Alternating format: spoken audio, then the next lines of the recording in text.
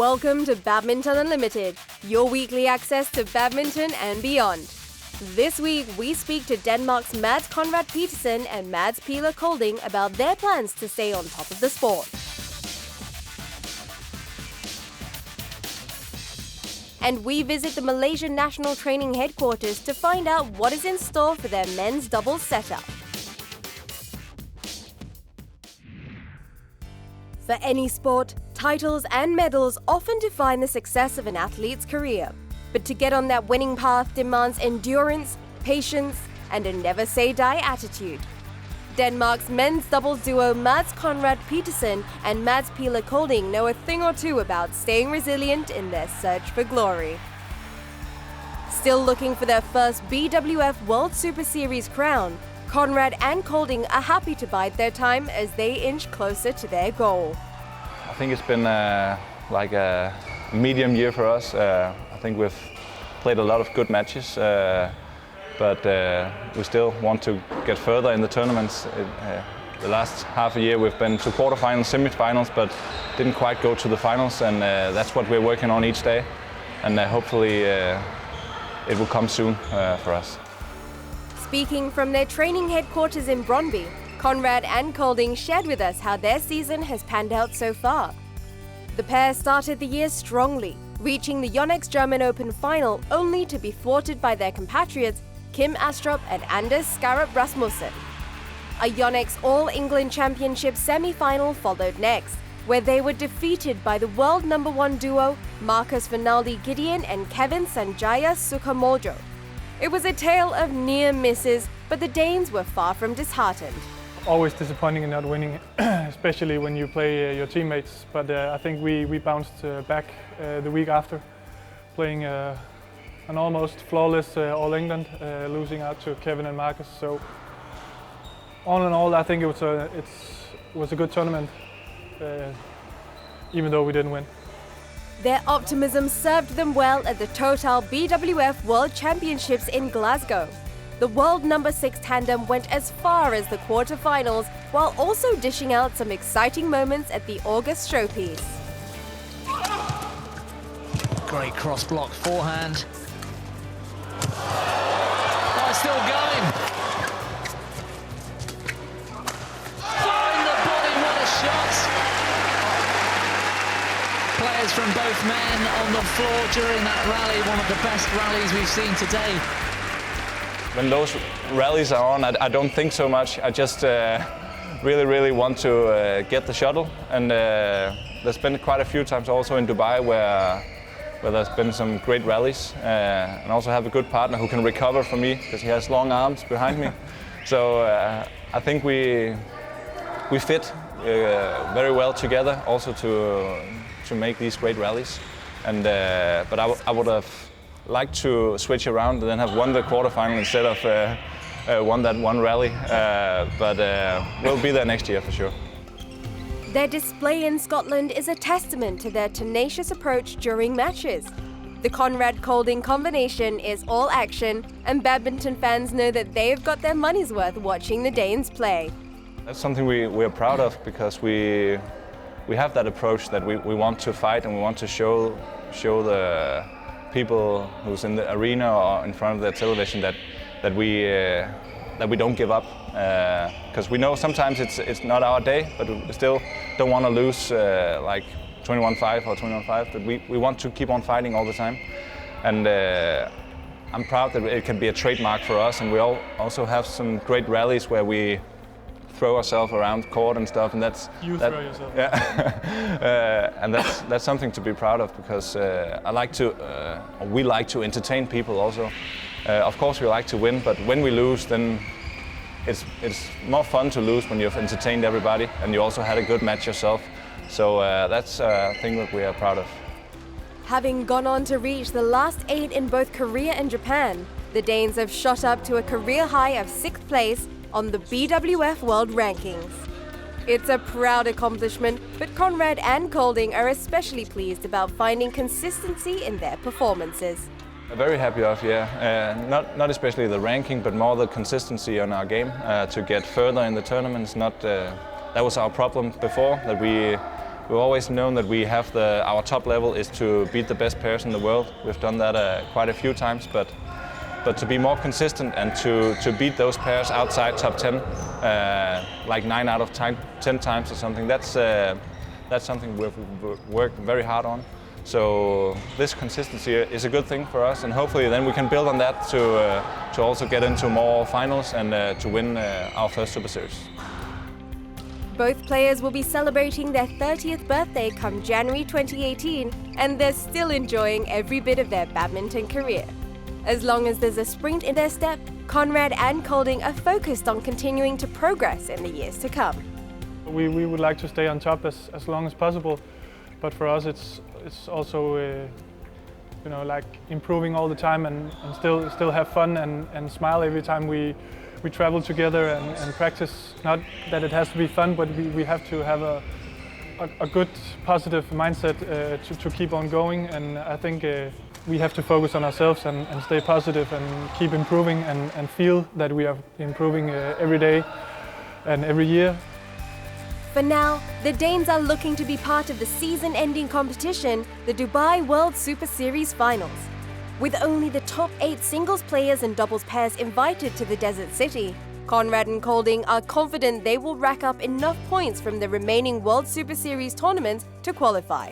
If we keep up our consistency, then we will for sure go there, and hopefully we can perform as last year, where we went through the group undefeated and played Kamura and Sonoda in the semi-final, and unfortunately we lost out. But if you go there and you're one of the top 8 pairs, then the title is up for grabs. Mads Conrad-Petersen and Mads Pieler Kolding are a pair on a mission. And judging by their fierce determination to succeed, that elusive title could just be a matter of time.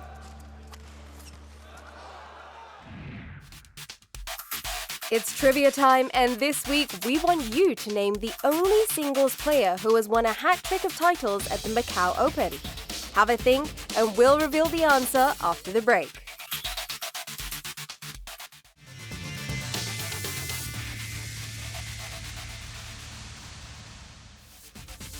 When we return, we drop by Kuala Lumpur to hear about the shake-up in the country's men's doubles scene.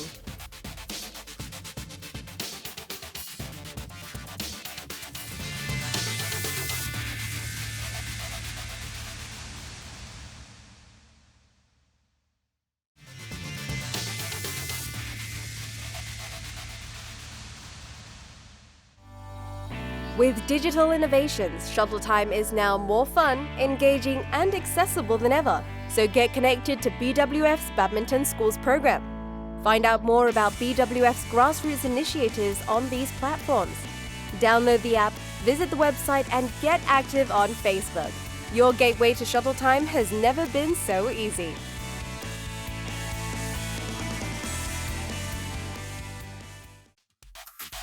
Before the break, we wanted you to name the only singles player who has won a hat-trick of titles at the Macau Open. The answer is Pusala v Sindhu. The Indian ace became the first singles player to clinch the Macau Open crown 3 times in 3 consecutive years, from 2013 to 2015. Pusala ended China's 4-year dominance in women's singles at that event, and also etched her name in the history books by becoming the first Indian shuttler to finish on top of the winners' podium in Macau.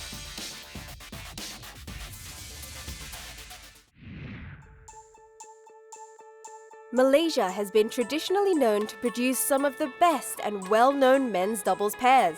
From the likes of 82 All-England champions Razif and Jalani Sidek, to 96 Olympic silver medalists Chia Sun Kit and Yap Kim Hock, and 2007 All-England title holders Tan Bun Hyung and Koo Kien Kit. Just last year, the country was celebrating its first medals in men's doubles at the Olympic Games since 1996, when Go Vi Shem and Tan Wee Kyung brought home the silver from Rio. But this year, things have taken a downward turn for the country's top men's duo. We have very high expectations, I think, of our players, and I believe rightly so, because we know we can do it. So very, very thankful for the Olympic medal, but we need to continue to try to reach that level again. And obviously we saw that maybe the pair had some dip, and I believe the coaches have also given them a certain period of time to try to recapture that performance at a sustained level. In November 2016, Wee Shem and Wee Kyung extended their reach and became the world's #1 and ended the year on a high, winning the Dubai World Superseries finals. But as 2017 progressed, the pair's performances began to dip. Frustrated by their lack of results and chemistry on court, the country's badminton chiefs decided to step in. When we make decision, actually it's not so easy. Of course, it always comes to the collective decision. You know, you talk to the players, or see what they think, what they feel. Then only we have to make the right decision. So we thought, because next year as well we have several major events coming up. We have the Commonwealth Games, we have the Thomas Cup, which for us is very, very important. So the council plus the coaches took in what I believe is a brave decision to split up the top pair and try other alternative. The breakup also resulted in the split of the country's #2 pair, Ong Yu-sin and Teo Yi. A reshuffle followed and it saw Wee Shem joining forces with Yi, while Wee Kyung began a new partnership with Yo-sin. But despite the shake-up, the players have welcomed the decision. Quite excited and looking forward to have a good result. But I think the new partnership takes time. So let's see. The new partnerships debuted in October at the Yonex French Open. And at only their second tournament, the Bitburger Badminton Open, both pairs reached the quarterfinals, which marked a promising start for Malaysia's new-look partnerships. Each player have their own strength and weakness. When Wee Kyung and Wee Shem together, most of the time Wee Shem will be at the back and Wee Kyung will be at the front. It's the same as Teo Yi and Ong Yu-sin, so it's just a correct match for them. While Malaysia does not lack young talented shuttlers, like the 2017 Victor Far East Malaysia Masters runners-up, 20-year-old Go Sifei and Noor Izzuddin, there are several challenges and obstacles the national team has to face and overcome. One is the need to have a succession plan, nurturing the pool of talent.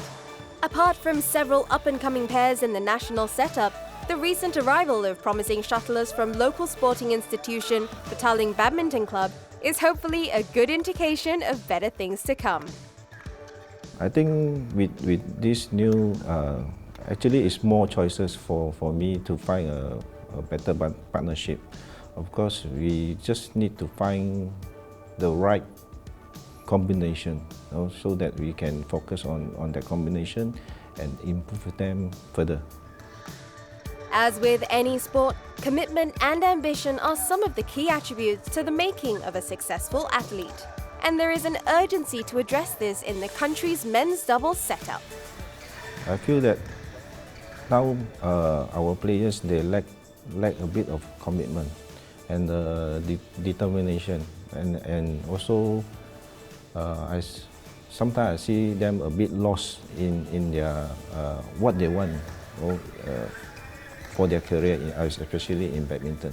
So this is where I need to come in and tell them this is where they need to improve, because it is very important for them to have their own goal and own dreams.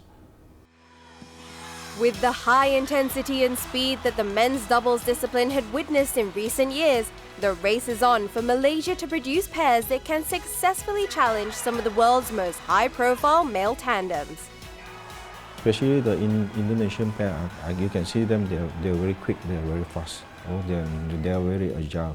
Whereas with the Danish pair, they are more experienced, so they use their experience with their speed. So I think that's why now we need our training. We need to focus more on this area, in order for us to compete with them. We are trying to change a number of things in order that we are able to reach elite again. So we know that we have the potential because we have obviously done it before, so we can do it. It's a matter of now trying to see where we need to change and keep abreast with what other countries are doing. I'm more concentrate on few more pairs that can break into world top 10. I want to produce a world champion and Olympic champion. So in terms of these two championships, so this is my target, and this is what I have implemented to all my players, that we need to focus on this.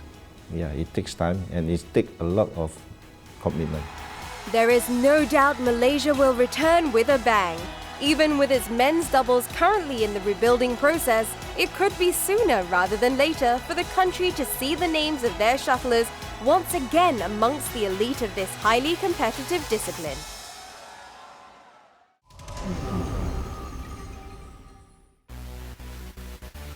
Last week, the Tapseg Multisport Pavilion hosted the Macau Open 2017, and the Grand Prix Gold event delivered another exciting edition. Mixed doubles began proceedings on finals day with number 5 seeds Zheng Siwei and Huang Ya-cheong going up against Korea's So Sung-jae and Kim Ha-na. The Chinese combination dominated the opener, quickly shutting down their opponents to grab a 1-0 lead. The number 6 seeds So and Kim continued to struggle in the following game and couldn't stop their opponents from sealing a well-deserved win. After 32 minutes, the final score read 21-14, 21-11. Over in women's singles, it was a clash between China's Tsai Yan-yan and Pai Yu-po of Chinese Taipei. The first game began with an even contest between both players, but it was Tsai who surged forward to grab the opener. However, a determined Pai clawed her way back into the match to tie it at 1 apiece. Tsai proved to be unfazed in the deciding game as she held her composure and navigated herself to a maiden Grand Prix gold title. 21-15, 17-21, 21-16 was the final score. Japan's Kento Momota marked his return to top-class badminton when he took on Ihsan Maulana Mustafa of Indonesia in the men's singles final. The East Asian ace took charge in the opener and showed the crowd he still had that competitive edge when he clinched the first game with relative ease. The former world number 2 kept up his momentum and swiftly overwhelmed his Southeast Asian opponent to wrap up his title in straight games. The final result, 21-16, 21-10. Up next was women's doubles, and it saw another matchup between China and Korea. The number 8 seeds Huang Ya-cheong and Yu Xiaohan wasted no time stamping their authority when they took down Baek Ha-na and Lee Yu-rim in the first game. The Koreans tried to mount a comeback in the second, but the firepower of Huang and Yu proved too much to handle. The Chinese tandem victorious with a 21-10, 21-17 win. Men's doubles wrapped the day, and it saw the partnership of Wayunayaka Arya Pankayanira and Ada Yusof Santoso taking on the combination of Kim Won-ho and So Sung-jae. The Indonesian duo didn't take long to get into their stride and quickly closed out the opener. Kim and So couldn't impose themselves on the match, and it was all over after 36 minutes. Arya Pankayanira and Santoso secured their Grand Prix gold crown with a 21-13, 21-14 victory.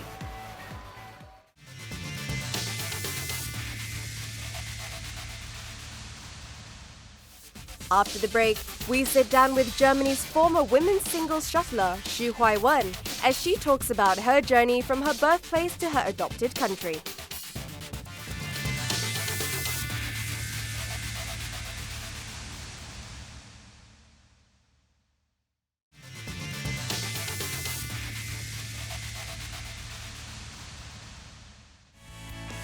Get connected with us on social media.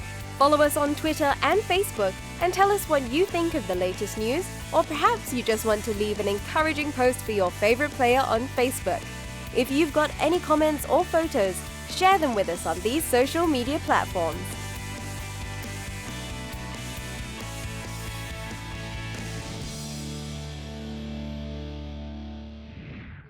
We should live with our dreams. If you have a dream, you're passionate about it, you go for it, and even people don't believe in you, they give up on you, but you don't give up on yourself. Just believe in yourself and keep trying.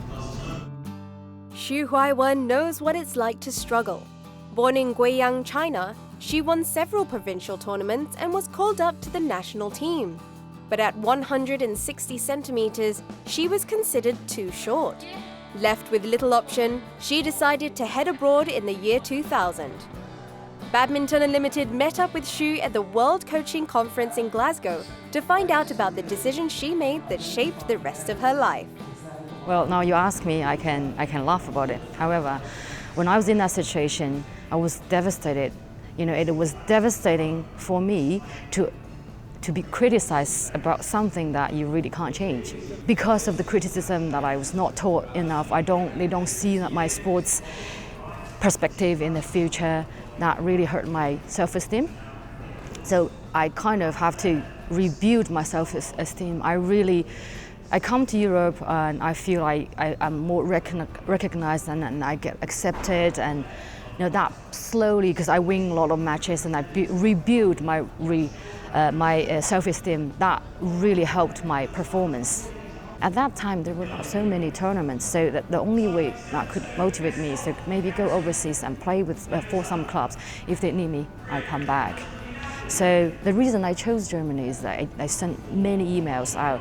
I think like almost 20 years back, internet wasn't so popular in China, but was brave to do that. I asked my friend to write an English letter, and then I just sent to different clubs that I can find. And this is one of the clubs, and they replied, then that's why I went there. Xu went on to represent Germany, and she started winning, claiming more than 20 national and international titles. Representing the European nation at the age of 30 in 2005, she claimed bronze in Anaheim in women's singles at one of the most prestigious badminton tournaments, the BWF World Championships. I was, of course, very proud. The first time I won, I think it's in Los Angeles in 2005. And the first thing I was like, wow, I proved to myself and to the world and to the coaches, to people who didn't believe in me. I tell the short players can achieve something. When someone give up on you, you still keep going. That's the first time, right? So my, Xie Xingfang won the World Championships, and we both were standing on the podium. She said, how about singing the Chinese anthem with me? I said, well, it's very, very odd. I'm not gonna do that. But when I see the Chinese flag and the German flag are raising at the same time, I was telling myself, wow, I learned badminton in China, but I really developed my career in Germany. A year later, also at the World Championships, this time in Madrid, she would take bronze once again. Gold came when Huaiwen became two-time European champion. In 2006, that win was a first for Germany in almost 40 years. She also helped Germany to 2 bronze medals at the 2006 and 2008 European Women's Team Championships. I was proud, and I was glad I could contribute something to Germany, because, as I said, I appreciate a lot what they did to me and what the opportunity they provide to me. I've always wanted to give something back to the country. At that time, I feel a bit more integrated. I feel, wow, I win something for Germany. Something is important to me that I really want to give back, and to the country and to myself, of course.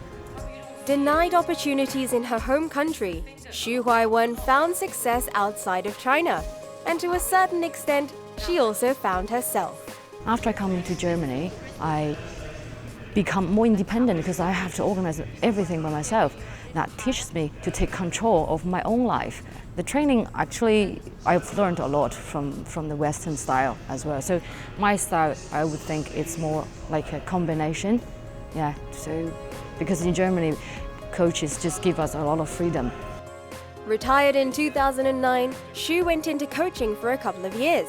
The 42-year-old is now based in Guildford, England, and when she is not busy imparting her knowledge of the sport, she spends most of her time looking after her 3-year-old daughter with her husband, who works for the Commonwealth Games Federation. For Huaiwen, leaving her birth home might have been difficult, but she was given a shot at a better future, and that was a sacrifice that was well worth it. Let's take a look at the tournaments coming up in the next few weeks on our Badminton Unlimited calendar.